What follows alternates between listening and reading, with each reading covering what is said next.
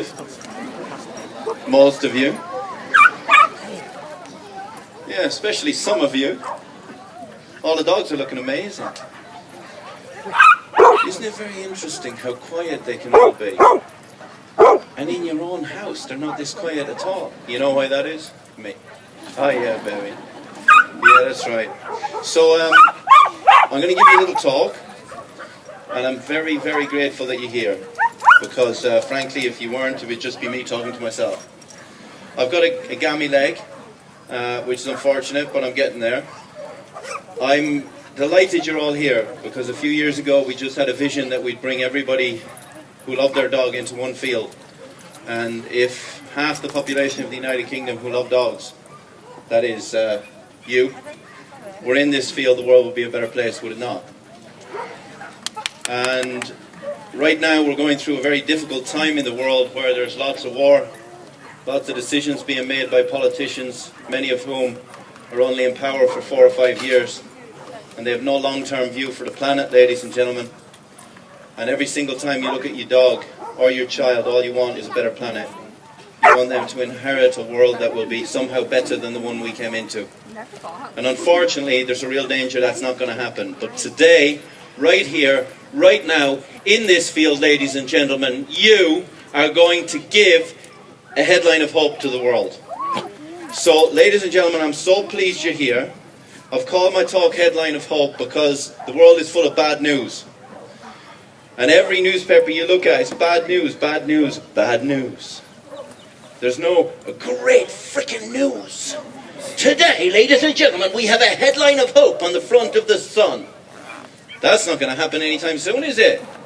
Because that's not the world we live in. We thrive off the tribulations and strife. I don't even turn on the television anymore. I love living at the practice. Because I live in a little igloo where I can turn all of that stuff, that negative stuff off. Because, ladies and gentlemen, I get letters from little girls like this. Little girls who just want to be vets and nurses. And these are the wonderful people that are going to look after the future. I had a letter recently from a little boy from Manchester who came to one of these things and couldn't see me, and he wrote on the thing, he said, I'm sending you £2 for your charity, the Humanimal Trust, and I washed cars all weekend to give you these £2. I couldn't get to see you because of all the ladies who were kissing you. And I'm like, mate, that's not real life. Like, in my real life, none of that actually happens. But at the end of it, he wrote a little note and he said, because I know that when you look after the nanimals, N-A-M-I-M-A-L-S, you look after me. And he didn't mean that in any way but the purest sense. He knew that when we look after the animals, we look after each other. And little girls like that, they dream of looking after the animals of the future. Now, what about these kids here? Ladies and gentlemen, these kids are in Syria. The world is not a very nice place right now.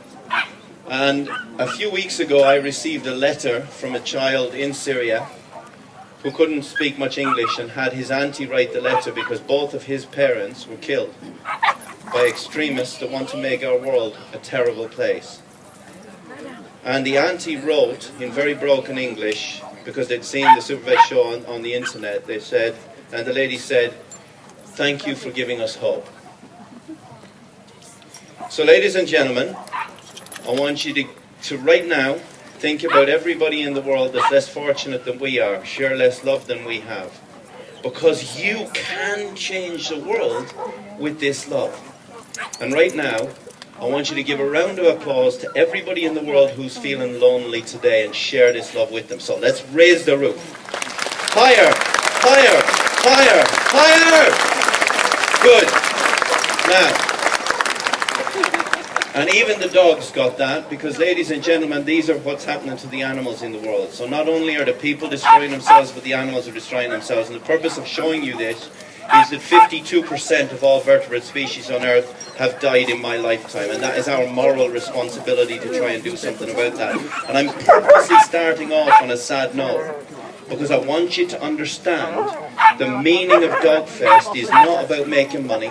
It's not about doing anything other than being the best we can be in our lifetimes and sharing the love we share with our dogs around the world. So ladies and gentlemen, that hope starts at home.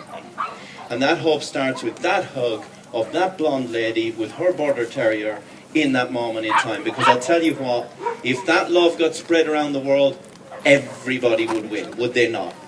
So remember, it starts at home, ladies and gentlemen. And this is me, a very good-looking me at age. Can you see that? I am about, I think, 10. And that's my first suit. I looked amazing. I think you'll agree I looked even better than ever before or ever after. And my mum was so proud. In fact, she's never told me she's proud. My mum has no idea what I do. We'll come to that later. She's never said, "Well done, Noel," or anything like that. She just said, "Ah, there you are now in your suit. You're taking out a picture there now." And by the way, I'm 48 years old, so cameras were very rare in those days. That camera had to be borrowed from Mrs. Byrne down the road. And she lived on a hill like that. And ladies and gentlemen, when I went to school, any of you kids who are having a hard time, when I went to school, I was bullied. Terrible. It was really, really awful. And I don't share that with you for sympathy. I share it with you because there's loads of kids out there who are having a tough time. And for those of you who can't read and write at age 10 and are having a tough time, remember there is hope for you. And that hope for me was with my dog Shep. Now that's not my actual dog Shep because I couldn't afford a camera. So that is a dog that looks like Shep. And Shep brought me hope because every time when I went home after the guys had kicked the crap out of me, Shep gave me love.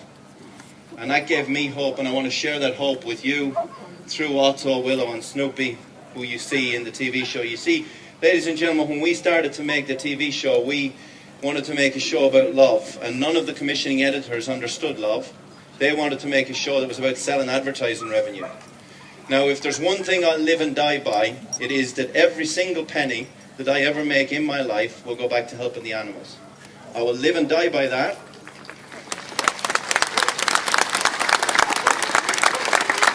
And it's not about me. It's about those wonderful people that give their lives for the greater good and make society better. At this point, I should probably say thank you to my team over at Fitzpatrick Referrals there, without whom I am nothing. So I'll give them a round of applause. Thank you. Thank you guys for being here.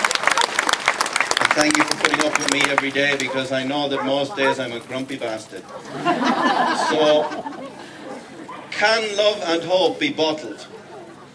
If we could make a perfume out of what that blonde lady, what's your first name? Liz. What's your dog's name? Toby. Toby. Toby.